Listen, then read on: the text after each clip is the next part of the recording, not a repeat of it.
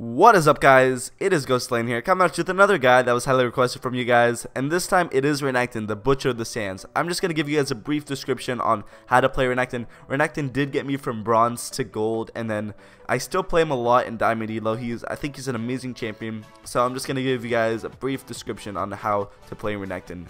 Alright, let's just hop into it. The first thing you want to know about Renekton is what to start. Now, if you're against a ranged carry such as Vayne or Teemo, you might as well AFK and uninstall.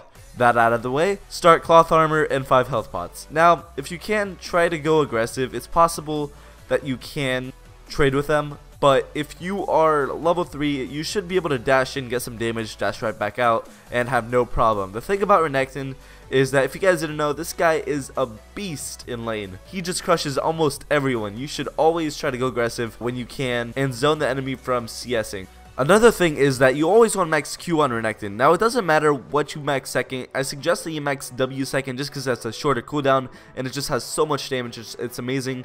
You can max E second if you want, if you really want to, but W is just a lot better. And moving on to Fury. Now, Renekton gets most of his damage from his Fury, as you guys have probably seen in the laning phase. He's a monster because of that. Now, you never ever want to use his Fury with your E. It's just because it's not efficient and it's just like a giant waste. You always want to try to poke with your Fury Q, and you could try to all in with your Fury W. Now, when the enemy laner is under 30% health, I would suggest that you charge up your W Fury and flash stun him and try to all in him right away, because your W with Fury does so much damage. It's ridiculous, and it's like a 1 second, it's like a 2-second stun, right? No, not 2 seconds, like 1.1 second. I'm not sure. It should be a guaranteed kill if you have Ignite, and you should be able to get their flash if you don't have Ignite.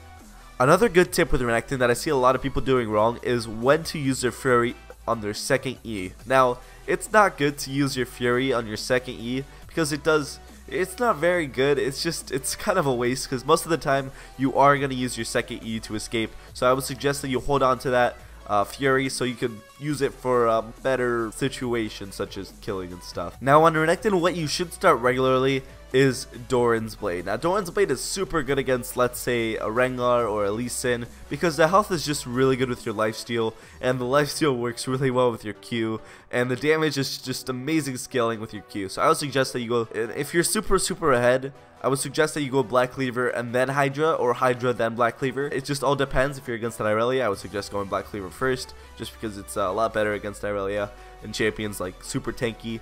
Black Cleaver is really good against that, and Hydra is just good against like push out champions. You know, you want to push out the wave so they don't shove you in. And if you're okay, if you're doing alright, you know, just go Black Cleaver, then full tank if you're doing alright. You know, you're not too ahead, you're not too behind. If you're like in a perfect spot, then you should go Black Cleaver, then full tank. Now, if you know for a fact that you're going to be behind the entire game, I would suggest that you just go full tank and peel for your carries. Now, Renekton, now deciding for what tank items, it all depends on what the enemy has. Now, if the entire enemy team has a mixture of, let's say, attack damage and magic damage, I would suggest that you go Randuin's, Banshees, maybe Spirit Visage, and then Thornmail for tank items. And then now, if the enemy team is full AD, I would suggest that you go like a lot of armor, so such as Randuin's, Thornmail.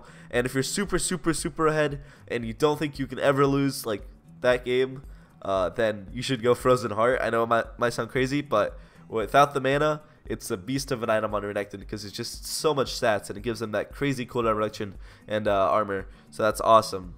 If the enemy team is full magic damage, which is really unlikely because they do have an AD carry, but let's say they just have a Corki instead of an AD carry. I mean, the AD carry is Corki, and Corki does more magic damage than AD. Well, kind of ish. I would suggest that you go Banshee, Spirit Visage, Locket, and Hex Drinker for those AP carries. Now, for boots, it all depends on what the enemy team has. Now, if you want to tank attack damage from the AD carry or the top laner or whatever, then I would suggest you go Tab Eyes, Ninja Tab Eyes.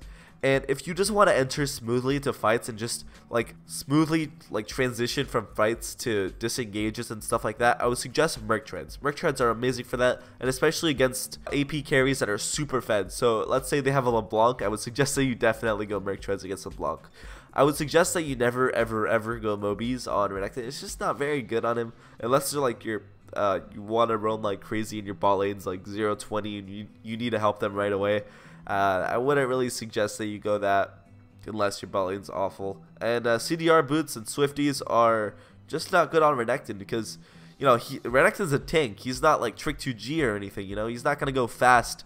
He's just going to peel for your team, and he's going to help you guys get through the fight.